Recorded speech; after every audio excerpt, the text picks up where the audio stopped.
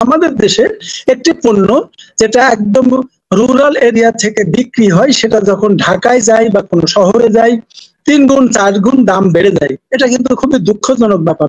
আমি মনে করি সরকারের এই জায়গাটা একটা দুর্বলতা। তাদের উচিত অন্তত সবকিছু বিষয়টা মনিটর করা এবং সবার দিকে নজর রাখা, যাতে মোটামুটি বাজার একটা স্থিতিশীলতার পর্যায়ে থাকে। এবং এটা কৃষক জাতিকে হেয় প্রতিপন্ন করেছে এবং বাংলাদেশের সবচেয়ে বেশি ভুক্তভোগী কৃষকরা। আমিও কৃষির সাথে আমার পরিবার জড়িত। আমরা দেখি যে টাকা দিয়ে সার কিনে বীজ কিনে আমরা যে ধান উৎপাদন করি, শেষ পর্যন্ত দেখা যায় সমান সমান টাকায় কখনো বিক্রি বেশিরভাগই হয়। কিন্তু এইটা উনি বলেছেন, এটা আমার মনে হয় জাতির কাছে ওনার ক্ষমা চাওয়া উচিত এবং এই কথা উনি কৃষককে বলতে পারে না। সর্বপ্রথমে বাম রাজনীতিবিদ রওশন আলীর কাছে জানতে চাই, নিত্য পণ্যের দাম বাড়ার পিছনে কৃষকরা দায়ী বলেছেন বাণিজ্য প্রতিমন্ত্রী। এটার যৌক্তিক কি? এটার পক্ষে আপনার কাছে কি উদাহরণ আছে? তবে বাণিজ্য প্রতিমন্ত্রী যে মন্তব্যটি করেছেন, এই মন্তব্যটি আমার দৃষ্টিতে 100% ভুল আমি এটা বলবো না, তবে 100% সঠিকও নয়। কারণ আমাদের দেশের কৃষকদের একটা প্রবণতা আছে, তারা যেটা উৎপাদন করে তারা চায়, তারা যখন সেটা বিক্রির সময় আসে তারা চায় যে তাদের দাম যেন অনেক বেশি পায়, তাদের সেই দ্রব্যের উৎপন্ন দ্রব্যের মূল্য যেন অনেক বেশি পায়, আর বাজারে অন্যান্য দ্রব্যের মূল্য যেন অনেক কম থাকে।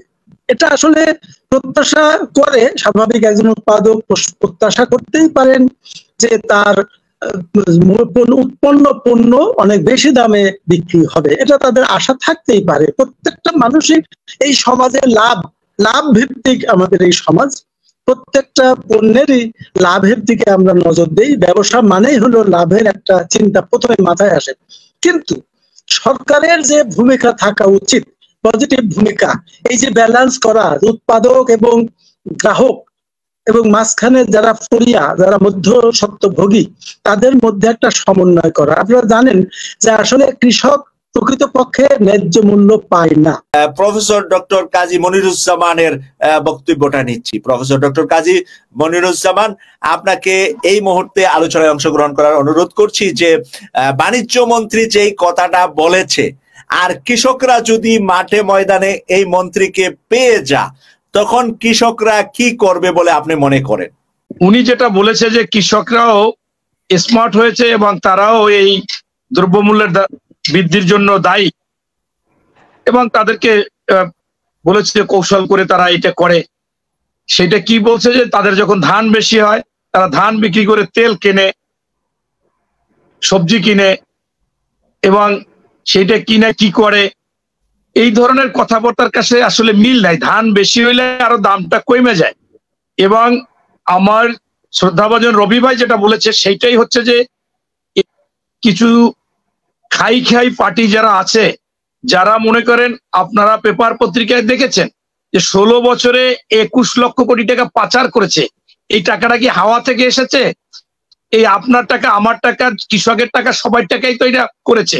সেই শ্রেণীটাই হচ্ছে যে এরা মধ্যস্বত্বভোগী এবং পাশাপাশি তারা বিভিন্ন কোম্পানি যারা আজকে চাল কিনে প্যাকেট করে, যারা ডাল কিনে প্যাকেট করে, যারা সরিষা কিনে তেল করে, এই যারা বড় বড় কোম্পানিগুলো, এসিআই বলেন, এই সিটি বলেন, এই আকিজ বলেন, এরপর আরএফএল বলেন, এরকম সকল কোম্পানিগুলোই তো সেই কাজগুলো করে এবং এরাই হলে সেই সিন্ডিকেট এবং মধ্যস্বত্বভোগীরাও সিন্ডিকেট।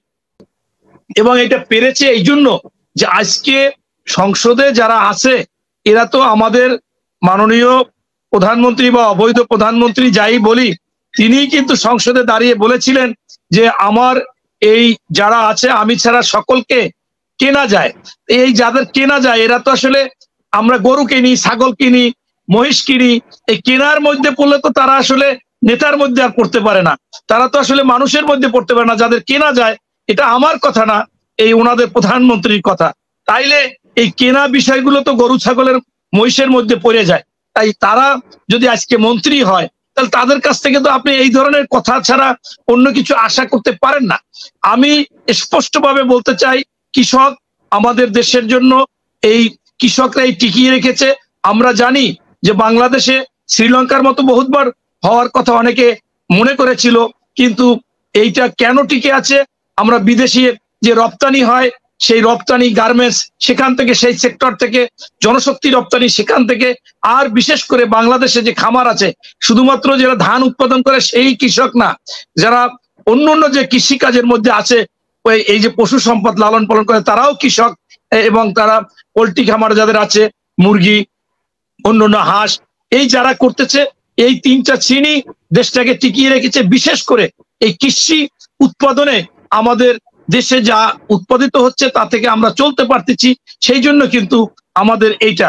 কিন্তু তাদেরকে আজকে ছোট করে কথা বলার একমাত্র কারণ হয়েছে যে আসলে এই সমস্ত নেতার মধ্যে পড়ে না, তাই এই সমস্ত এলোমেলো কথা বলা। এটা আমি মনে করি যে এটা ওনার ক্ষমা চাওয়া উচিত। আমাদের সাথে মাহমুদা খানম একজন আপু যুক্ত হয়েছেন। অবশ্যই আমরা কৃষককেই সাপোর্ট করব, কারণ মন্ত্রী হওয়া মাত্রই পায় মানে বড় গাড়ি, থাকে বিলাসী জীবনে, ওরা কৃষকদের কষ্ট বুঝবে কিভাবে? আর যদিও এটা কৃষকদের সম্পর্কে বলার কথা, কিন্তু যে দেশের শাসনতন্ত্র ঠিক নাই, যে দেশের সরকার হওয়ার আগেই ক্ষমতায় বসে থাকে, হ্যাঁ, সে দেশের সরকার, সে দেশের মানে মন্ত্রীরা কিভাবে সাধারণ মানুষের কষ্ট বুঝবে?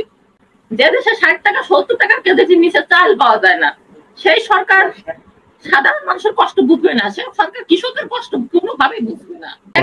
একটা পরিবার যদি 4টা সদস্যের পরিবার হয়, সেটাই চালানো কঠিন হয়ে যাচ্ছে। 60 টাকা 70 টাকা কেজি চাউল, আর উল্টা কৃষককেই দোষী করা হচ্ছে। কিভাবে মন্ত্রী এটা কিভাবে করলো? কোন দৃষ্টিতে করলো? কিভাবে সেটা বুঝাক, সাধারণ মানুষকে বুঝাক কিভাবে এই প্রশ্নটা করলো? একদিন 6টা থেকে 2টা পর্যন্ত মন্ত্রী একটু মাঠে যায়, দেখুক যে কি কষ্ট। রাইট। আমরা একটা অসত্যকেও আমরা সত্য প্রমাণ করতে হবে, এইটা আসলে করা ঠিক না, সেটাই বলেছে। এখনো যে বিষয়টা হয়েছে যে আমাদের যে প্রতিমন্ত্রী বলেছে, এইটা সম্পূর্ণ উনি যে কথা বলেছে কোনো যুক্তিই নাই, এবং এইটার কোনো জায়গায় বলতেও পারবে না কেউ যে এটা ভুল বুঝাইতে চাইছিল। এটারও কোনো কায়দা করো নাই, কাছাকাছি কোনো শব্দ নাই। মনে করেন আপনাকে আমি আকাশ আর পাতাল বললাম, তাহলে কোনো মিল হয় না। আকাশের সাথে মেঘ বললে কিছুটা মিল হয়। এইটা রবি ভাই বুঝাইতে চেয়েছে যে ওই মন্ত্রী যা বলেছে সম্পূর্ণ এটা একেবারে রাজনৈতিক বা মন্ত্রী সুলভ কোনো কথা বলেনি। এই কথাটা যেটা বলেছে এটা খুবই দুঃখজনক। এবং পাশাপাশি উনি যে বলেছে হতাহতের কথা, আপনি দেখেন যে 1991, 1996, 2001, 2008 এই যে নির্বাচন হয়েছিল নির্দলীয় সরকারের অধীনে, সেই নির্বাচনে কিন্তু কোনো হতাহত আপনারা পাবেন না, এবং নির্বাচন আন্তর্জাতিক এবং দেশিকভাবে সবার কাছে স্বীকৃতি পেয়েছে, এবং এটাকে বলছে ভালো নির্বাচন হয়েছে। এইরকম নির্বাচন স্বাধীনতার পর থেকে, সেই বাক্স নিয়ে আসা কুমিল্লা থেকে, অমুক জায়গা থেকে, প্রত্যেক সরকারের সময় অনেকটা প্রশ্ন ছিল, কিন্তু এইটা কিন্তু ছিল না, এবং সেই সময় হতাহত হয় না। তাই উনি বলতে চেয়েছে যে এই অবৈধ সরকার বলি বা এই সরকার বলি, সরকার প্রধান সেই আন্দোলন করতে গিয়ে জামাতের সাথে থেকে তিনি স্পষ্টভাবে বলেছিল, পেপারের হেডলাইন হয়েছিল সব পেপারে, যে যতদিন বাংলাদেশ থাকবে, যতদিন আমরা জীবিত থাকবো, ততদিন বাংলাদেশে নির্দলীয় সরকারের অধীনে নির্বাচন হতে হবে, এবং সেইটাই কোন দলীয় সরকারের অধীনে নির্বাচন সঠিক হতে পারে না।